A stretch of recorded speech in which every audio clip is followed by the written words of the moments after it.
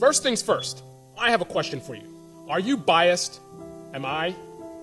I can tell you right now, the very nature of the fact that I would even question myself as being biased says that I'm not. Generally speaking, a biased person will not tend to question themselves, only those who support opposing views. If you want to find out more about what really happened from an objective source qualified to actually speak about this, unlike the guy in Minnesota who's never ridden a bike before and never been to New York, then click here now. Otherwise, keep listening as I give my opening statement on the matter and some serious insight into the situation in general and the public reaction. Go ahead, clicky, or stay with me. On the path to objectivity, one must seek to eliminate their own personal emotion and go the path of logic and facts. Rather than me stating my opinions, I'm going to look at an outside source and define the word bias, because people are calling me biased. I'm saying people are biased, saying I'm biased. So let's define bias, because apparently a lot of people don't know what the word means. Bias is a prejudice in favor of or against one thing, person, or group compared to another. A prejudice in favor of, so that would mean I'd have to be in favor of something, as would you if you're biased, or against something. And notice that it says one thing. Prejudice in favor of or against one thing.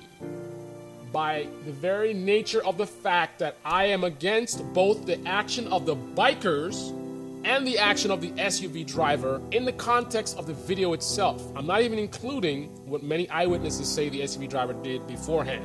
Just in the video alone, I see wrongs on both sides. By definition, I cannot be considered biased because I'm not in favor of or against any one thing. I'm against two things. I'm against the biker's actions and I'm against the SUV driver's actions. Now you have to ask yourself this.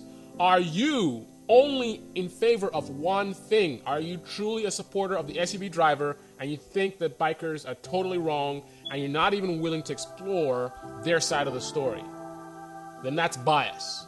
So if you're totally in support of the bikers and you see no wrong on their side, then you're biased. If you're totally in support of the SUV driver and you see no wrong on his side, then you are biased. Because objectivity means you want to look at both sides. Now, I know some people are going to say sometimes, there's a case where one side is wrong and the other side is right. I think that's actually very rare. But regardless of that fact, let's just say that we want to suggest that one side is completely wrong and the other side is completely right.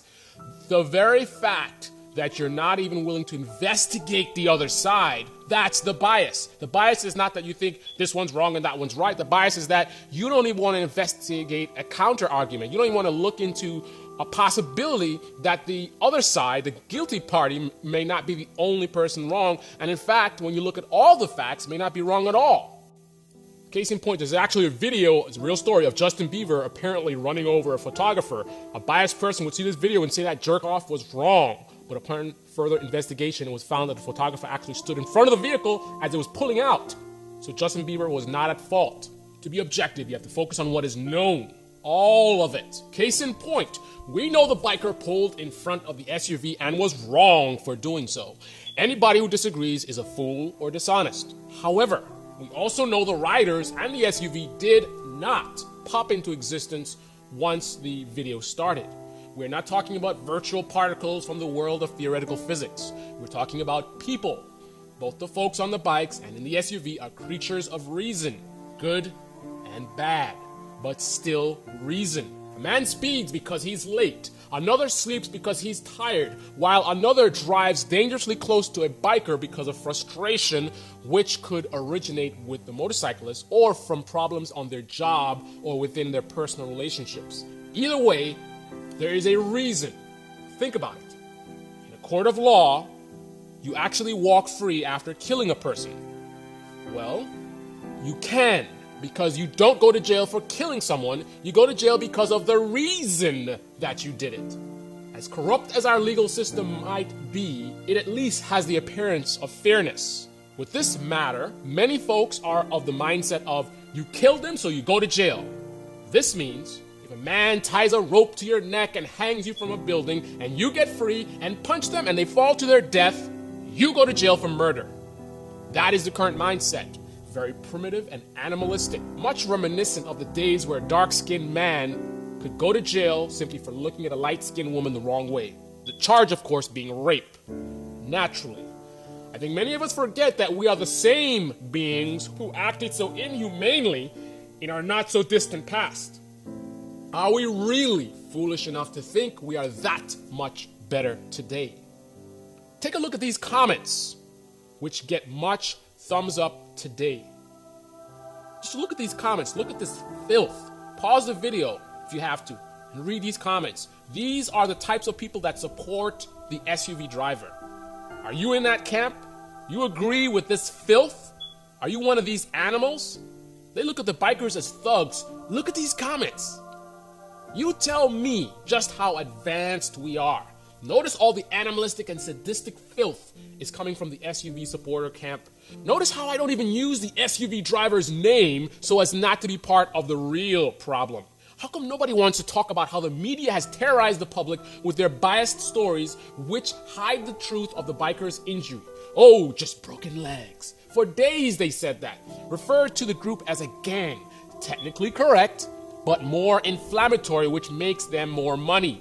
The more inflammatory the story is, the more you talk about it, the more you watch it, the more you go to their websites and go to the news websites and look at those ads in the corner. That's how they make money. The more traffic, the more money they make. And who released the SUV driver's name to the public? So now his entire family is in danger, not only from a potential angry biker, but a racist too, who might try to take advantage of this and make their actions get blamed on the bikers. Finally, I'm not on the biker side or the SUV side. That is the position of any person who is not biased. I'm on the side of truth. I don't want to hear about slashed tires. I want to see proof of that. I want to focus more on investigating the SUV driver since almost no one is investigating it. Almost no investigation is being done on that side. We all know most of the bikers' wrongs, all the wrongs of the bikers we know. So as an impartial observer, I'm now making a plea to see the other side of this. An objective person will never be satisfied with a one-sided argument. We see all the wrongs that the bikers did and don't even question the SUV driver. Where is his driving record? Did we even bother to look at that? New York City has a huge problem with road rage, so the likelihood that this SUV driver was driving dangerously is high, but not guaranteed. Objectivity requires that we at least look into it. Unless, of course, we don't care to know the truth, and our true intention is just to vent our frustrations on yet another group. The colored man, the woman, the poor, the homosexual, the biker. To anyone paying attention, discrimination is a hallmark here in America. The only thing that's changed is it's mostly gone covert today, but it's still there. This situation was a great way to bring out all the closet discriminators, the racists, and many others. Okay, are you ready to hear the real story without all the omissions of media? Click the link with the question you want answered. Why were undercover police riding in the biker gang? Why is the video cut at the beginning? What were the bikers trying to hide? Why did bikers brake check the SUV? Is Hollywood Stuntz a biker gang? Did Hollywood Stuntz terrorize New Yorkers? Why did bikers attack the SUV? SUV runs over bikers. What really happened? Hidden clues in the video. Go ahead and click one of those links and learn more about this story. Thank you for watching.